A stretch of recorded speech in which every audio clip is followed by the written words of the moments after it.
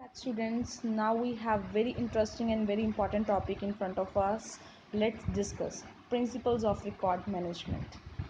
अगर मैं रिकॉर्ड कर रही हूँ कुछ भी, तो उसके पीछे प्रिंसिपल मतलब किन किन चीज़ों के बेसिस के ऊपर कौन से ऐसे सिद्धांत हैं या जिनको मैं इन सिंपल लैंग्वेज बोल दूँ कि कौन से ऐसे रूल्स हैं जिनको फॉलो करके मैंने रिकॉर्ड्स को मेंटेन करना है। तो पहला रूल ये है प्रिंसिपल ऑफ जस्टिफिकेशन।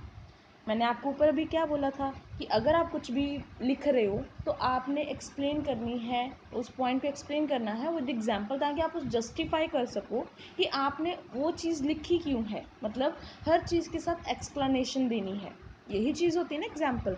अब यहाँ पे है प्रिंसिपल ऑफ जस्टिफिकेशन।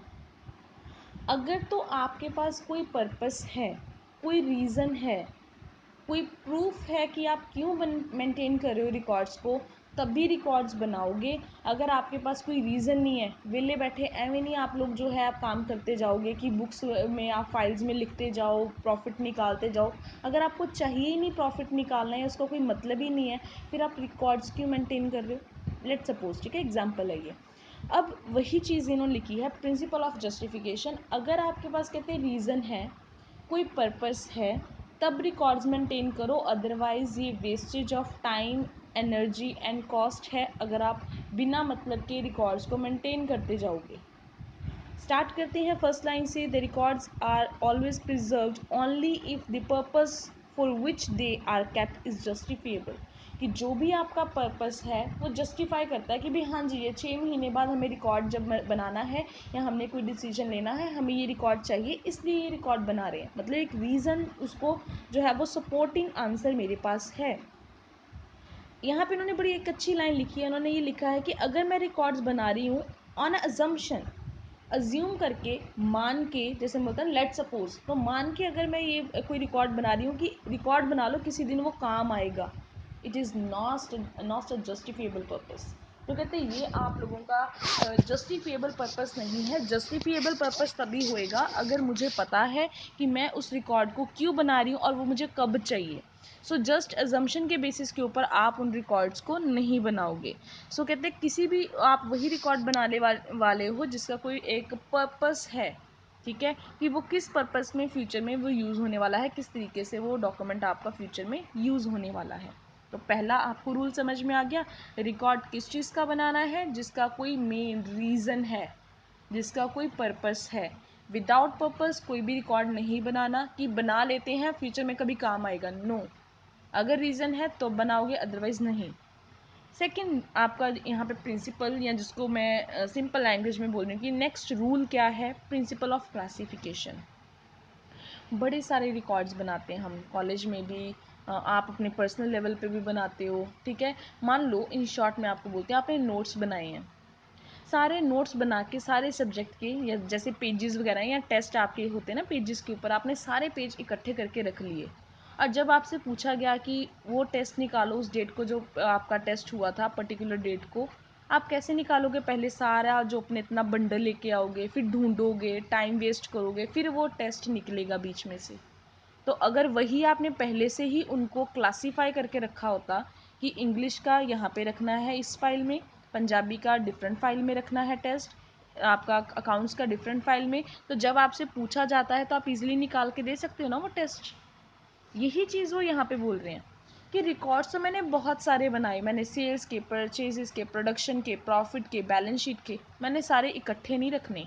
मैंने क्या करना है, क्लासीफाई करना है उनको, ताकि जब भी उनको लोकेट करना हो, ढूंढना हो, ठीक है, जब भी मुझे रिकॉर्ड चाहिए तो मुझे ईजिली मिल जाए।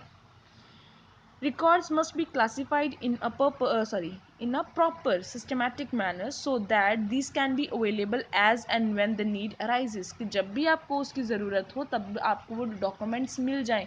ऐसा नहीं कि आप लोगों को 2-3 दिन ढूंढने में लग रहे हैं। सो अनक्लासिफाइड रिकॉर्ड क्या होंगे, वो कन्फ्यूजन क्रिएट करेंगे, डिफ़िकल्ट टू फाइंड, मिलेंगे ही नहीं प्रॉपर टाइम के ऊपर। तो ये कहते हैं नुकसान है। तो दूसरा रूल क्या कहता है कि आपके जो रिकॉर्ड्स हैं वो प्रॉपरली क्या होने चाहिए, क्लासीफाई होने चाहिए, अनक्लासिफाइड रिकॉर्ड्स नहीं होने चाहिए। इसी तरीके से आप लोग हाँ, इसके साथ आप एग्जाम्पल लिख सकते हो। For example production record, sales record, और कौन कौन से हैं, purchases record, production record, these record should be kept separately according to their functions और अकॉर्डिंग टू देयर डिपार्टमेंट्स। ठीक है, इस तरीके से आप एग्जाम्पल फ्रेम कर सकते हो। नेक्स्ट लिखा हुआ है principle of availability of information. Availability of information का मतलब ये है कि जब मुझे वो चीज़ चाहिए वो मुझे इंफॉर्मेशन अवेलेबल हो। ऐसा नहीं कि रिकॉर्ड तो किया था, पता नहीं कहाँ पे रिकॉर्ड करा था, ये बात नहीं होनी चाहिए। ठीक है ji. So record should be kept in such a manner that they can be used as and when the need arises, कि जब भी ज़रूरत हो, जैसे ऊपर लिखा था तो वैसे इन्होंने सेम लिखा हुआ है कि जब भी आपको ज़रूरत हो आप तभी अपने डॉक्यूमेंट्स को ईजिली जो है आपको मीट आउट, उसकी जो है रिक्वायरमेंट मीट आउट हो जाए। Some information is required periodically. अब यहाँ पे आपने डायग्राम बना सकते हो या इसको हाईलाइट कर सकते हो कि कुछ डॉक्यूमेंट्स हैं आपको पीरियडिकली चाहिए होते हैं। ठीक है, कुछ आप लोगों को शॉर्टेस्ट पीरियड ऑफ टाइम, या जिसको मैं बोल सकती हूँ कि आफ्टर मंथली वीकली आपको डॉक्यूमेंट्स चाहिए।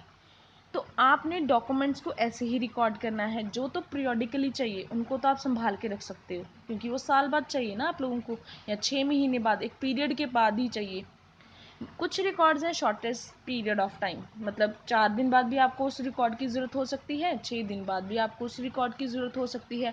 फिर उस टाइम पे आप क्या करोगे कि जो तो आपके पीरियडिकली हैं उनको अलमीराज में, कबर्ड्स में रख सकते हो।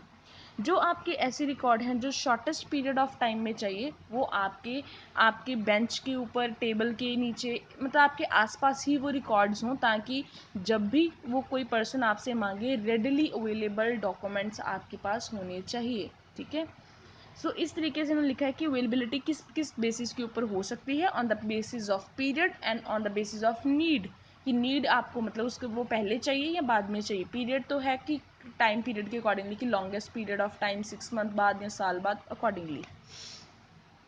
नेक्स्ट आता है, और आई थिंक ये लास्ट ही है आपका, ये नहीं अभी इसके बाद है, यहाँ पे लास्ट है। सो अब इन्होंने लिखा है मस्ट बी वेरीफिएबल। नाम से समझ में आ रहा है कि ऐसा डॉक्यूमेंट, ऐसा रिकॉर्ड रखना है जिसको मैं वेरीफाई कर सकूं।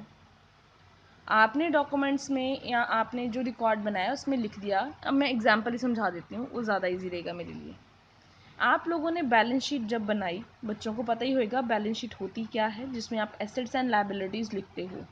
सो जब बैलेंस शीट बनाई XYZ कंपनी की, तो वहाँ पे फर्नीचर शो करा आप लोगों ने 10 लाख का। But this figure will not be authenticated unless the purchase deed of furniture showing it in the name of the company. 10 lakh का मैंने फर्नीचर तो शो कर दिया, मेरे पास बिल था ही नहीं। तो इसका मतलब ये भी हो सकता है ना कि आप अपनी मर्ज़ी से ही शो करी जा रहे हो कि फ़र्नीचर 10 लाख का है, फिर आप 15 लाख का भी शो कर सकते हो, आप 20 लाख का भी शो कर सकते हो। तो ऐसा नहीं है कि अपनी मर्ज़ी से कितनी भी फिगर लिख दी, अपनी मर्ज़ी से ज़्यादा खर्चा लिख दिया, अपनी मर्ज़ी से कम खर्चा लिख दिया। वही चीज़ों को रिकॉर्ड करना है, वही डॉक्यूमेंट्स आपने बनाने हैं जिनको मैं वेरीफाई कर सकती हूँ, जिनके साथ सपोर्टिंग डॉक्यूमेंट वेरीफाई करने के लिए अवेलेबल हैं। ठीक है जी। अगर मेरे पास बिल नहीं है ना, तो मैं गलत नहीं लिखूँगी यहाँ पे अपनी मर्ज़ी से कि हाँ जी भी 10 लाख की मशीनरी आई थी, हमने इतने की ली थी। तो अगर मुझे वेरीफाई करना है एविडेंस क्या है कि 10 लाख की आई थी, कोई ना कोई बिल, वाउचर, इनवॉइस उसके साथ अटैच ज़रूर होना चाहिए, ताकि हमें ये पता चल जाए कि किस पर्सन ने बेची है, कितने अमाउंट की बेची है। सो इसलिए लिखा है कि जो भी पर्पस है, वेरिफिकेशन जो है उसकी पॉसिबल होनी चाहिए। कहते अगर वेरिफिकेशन पॉसिबल नहीं है तो उस रिकॉर्ड को आप लोग जो है कोर्ट में प्रेजेंट एज एन एविडेंस नहीं कर सकते। ये तो सही बात है ना, कि मेरे पास बिल ही नहीं है, सप्लायर का नाम नहीं है, सप्लायर ने कोई जो मुझे दिया था चेक वगैरह, या मैंने उसको दिया था, या मैंने बिल की कोई रसीद थी, मेरे पास कुछ भी नहीं था। तो कहते हैं कि अगर वो वेरिफिकेशन पॉसिबल नहीं है तो मैं कोर्ट में नहीं जा सकती अपने उस डॉक्यूमेंट को लेके एविडेंस के रूप में। लास्ट आता है आपका प्रिंसिपल ऑफ रीजनेबल कॉस्ट। ने लास्ट रूल है, सारे रूल पढ़ लिए कि भाई आपका जो पर्पस भी पता होना चाहिए आपको। ठीक है, आपने प्रॉपर क्लासिफिकेशन भी करनी है, इन्फॉर्मेशन आपकी आसपास ही पड़ी होनी चाहिए ताकि रेडली अवेलेबल हो। वेरीफाई करने के लिए डॉक्यूमेंट भी लगा दो, रूल ये लिख दिया। लास्ट रूल उन्होंने ये लिख दिया कि प्रिंसिपल जो होनी चाहिए, आपका प्रिंसिपल है वो कॉस्ट, खर्चा भी इसका कम आना चाहिए।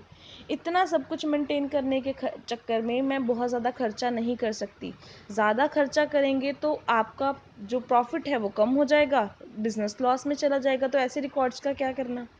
इसीलिए कहते हैं कि आप लोग वही डॉक्यूमेंट्स जो हैं या वही रिकॉर्ड्स मेंटेन करोगे या उसी तरीके से मेंटेन करोगे ताकि आपका कम से कम खर्चा आए। So cost of maintaining the record cannot be ignored, ठीक है। So different records are having their different values and importance, some records are more important than others. So कहते हैं कि जो रिकॉर्ड्स ज़्यादा इंपॉर्टेंट हैं उनको क्या करना है, उनके ऊपर ज़्यादा खर्चा कर सकते हो। जो लेस इंपॉर्टेंट है आप ट्राई करो कि उनके ऊपर जो खर्चा है वो इग्नोर हो ही जाए तो अच्छा है, ठीक है। तो इस तरीके से तो आप इसकी भी कैटेगरी बना सकते हो while presentation, that some important records and unimportant records. तो यहाँ पे भी आप लोग कर सकते हो कि जो इम्पॉर्टेंट हैं, जैसे आप लोगों के टैक्स के रिकॉर्ड हैं, कंपनीज एक्ट के रिकॉर्ड हैं, वर्कर्स के रिकॉर्ड हैं, तो उनके ऊपर आप ज़्यादा खर्चा कर सकते हो मेंटेन करते टाइम, अदरवाइज़ आप लोग कम खर्चा करोगे।